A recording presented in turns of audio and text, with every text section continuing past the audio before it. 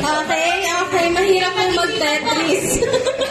Ilan seconds yun ba? Meron ka na lang pong 15 seconds. 20 seconds ba?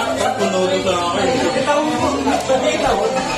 Bawal po siyang itaob. Kailangan po ay flat pa rin siya. At nasira na po ang lagayan ng ating barya. Maraming salamat po sa partisipasyon.